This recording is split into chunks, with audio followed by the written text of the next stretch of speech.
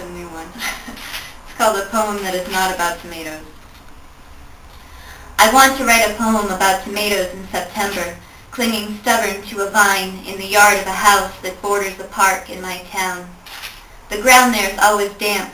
It used to be a brackish pond, swamp-like, lined with sedge grass, full of quahogs, quick and slippery sharp-toothed eels, and the crumbled bones of a mill that collapsed at its edge 200 years ago. And then a stench rose up and sickened the town, and the eels grew to 6 feet long and ate the neighbors' pets, and the people grew angry and frightened enough to dig a row of trenches and send the water back to the sea where it belonged. They filled the hole with 150 million pounds of dirt, tamped it down with rods and rollers, planted grass, flowers, and built the park my daughter wanted to visit today. From the bench in the park near the swings I can see the tomatoes. On the other side of the park is the house where I lived 6 years ago, upstairs from the woman whose brother I married in the living room as our baby wailed and spat milk on my dress. It was 3 years before that horrible night in the driveway, the police reports, restraining orders, the therapists with their duty to warn, and the silence that hung heavy on us all.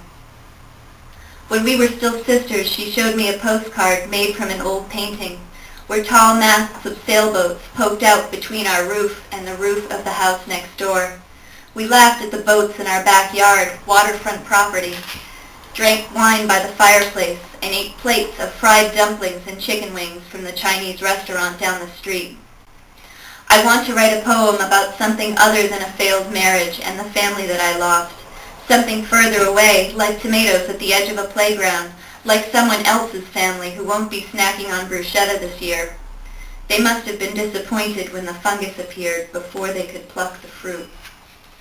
I want to write something about the way the tomatoes clung to the vine, bruised and welted with spots of late blight, how they hung on through the thick heat of August and the sudden slap of September, as if they refused to let go of the idea that they were bound for the compost heap or the trash. I want to write a poem about tomatoes. I can see them from here. But the mud sucks my shoes when I try to lift my feet, and all I can think about is the water that keeps coming back from the ground, the sun-blanched bones of the crumbled mill, the threatening eels choking on dust when the pond was bled dry and filled with rocks. I wonder why anyone would try to build a house or grow tomatoes on a swamp that will never be a good piece of land, no matter how many people wish it could be. And I can't stop thinking about the woman who used to be my sister, who lives in the house I can see from the bench near the swing. Much louder than the sound a tomato would make if it fell, my daughter drops with a thud from the monkey bars, then runs, shrieking with laughter, up the slide. I have given up writing poems about tomatoes because I never liked tomatoes in the first place, and all my poems end the same way, no matter how I start them out.